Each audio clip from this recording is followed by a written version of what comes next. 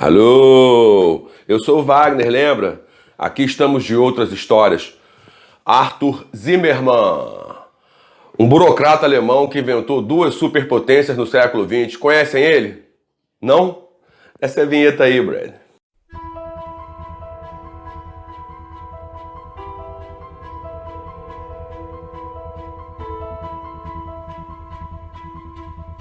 Alô, eu sou o Wagner, lembra de mim? Deve lembrar de mim de programas como Budismo Pop.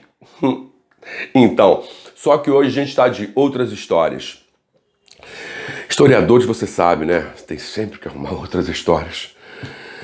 Hoje eu queria falar sobre um programa muito interessante que está passando na TV Brasil todas as quintas-feiras, ou melhor, às sextas-feiras, às 00h30, chamado História da Humanidade, com o renomado professor Marley Marr com 2 R's. Num desses programas, que praticamente conta toda a história da humanidade em 10 capítulos, um programa muito bem feito, muito bem acabado, da BBC, um programa, uma série de 2015, e me chamou a atenção porque eu, como historiador, eu sempre gostei de trabalhar priorizando o entendimento dos modos de produção.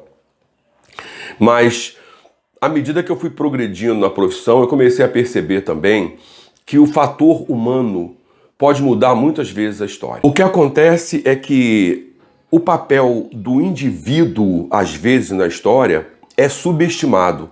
E é bom quando há um equilíbrio. Por exemplo, o Arthur Zimmermann.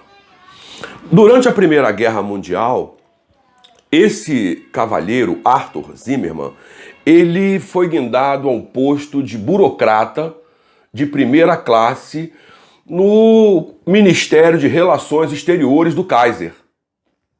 Uau! Um burocrata. E, curiosamente, ele tinha uma ideia interessante que, ao chegar nesse cargo, ele resolveu pôr em prática. Ele queria tornar a guerra que estava na Europa uma guerra mundial. Interessante, né? Porque, num primeiro momento, você pensa assim, puxa, é um militar. Não, é um burocrata. Pra você ter uma ideia, ele promoveu uma luta de jihad na Tunísia. Isso é muito interessante, porque ele queria mundializar a guerra de tal maneira. Ele promoveu confrontos entre os católicos e protestantes na Irlanda do Norte. E ele teve uma ideia que foi muito interessante, pelo menos do ponto de vista da história.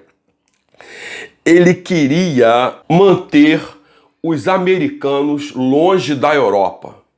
Os americanos que eram isolacionistas, né? Na época do presidente Woodrow Wilson, Primeira Guerra Mundial. E para manter os americanos ocupados, o Arthur Zimmermann elaborou um plano. É maravilhoso, né, gente, viver. Qual era o plano do Arthur Zimmermann? Ele ia aparelhar o México com equipamentos, munições, petróleo, dinheiro para o México, invadir os Estados Unidos e retomar o Arizona, o Texas e o Novo México.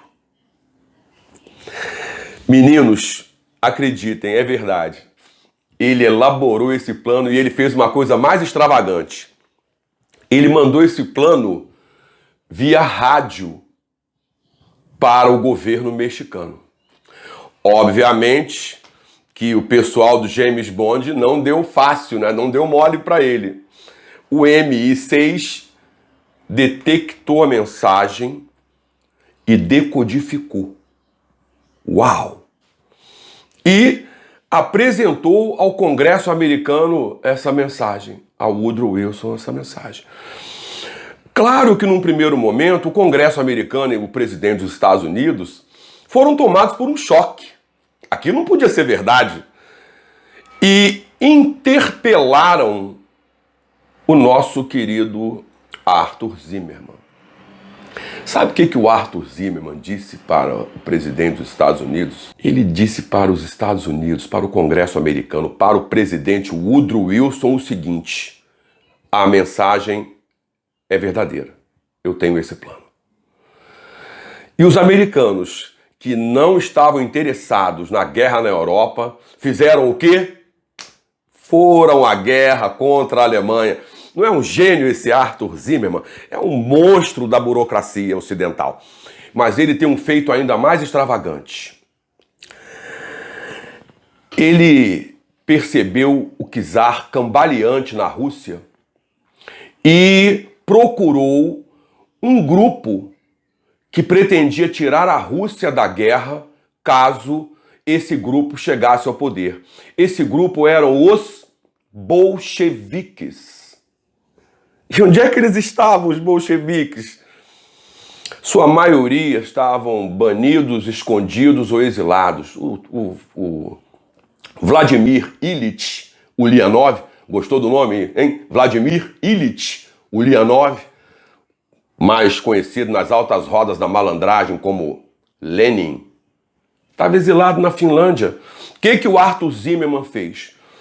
Com o dinheiro do Kaiser, ele reuniu todos esses bolcheviques, Lenin, Trotsky, Stalin, Bugarin, Beria, colocou eles num trem e enviou-os diretamente para o centro dos acontecimentos em São Petersburgo. Foi como dar uma injeção de veneno na Rússia. Por quê? Porque os bolcheviques chegaram ao poder em outubro de 17 e poucos meses depois cumpriram a promessa feita ao Arthur Zimmermann. Tiraram a Rússia da guerra. Então, quando termina essa guerra, emergem duas superpotências, os Estados Unidos da América e a Rússia, futura União Soviética, que ia se formar em 1924. O nosso ilustre Arthur Zimmermann sai do seu cargo no final de 17 e ele morre em 1940, quando a Segunda Guerra Mundial estava começando. Ele é uma espécie de inspetor Clouseau da história, porque com movimentos inesperados, insopitados, ele acabou modificando o rumo da história do século XX. Ele acabou sendo responsável pela criação da potência americana e da potência soviética com 2 ou 3 poucas canetadas. A história da humanidade passa pelo processo individual. Às vezes o indivíduo pode mudar tudo. Não é não, Arthur Zimmermann? Tomara que você seja avô do outro Zimmermann famoso, o Robert Allen Zimmermann, também conhecido como Bob Dylan. Mas Bob Dylan, isso são outras histórias. A gente se vê.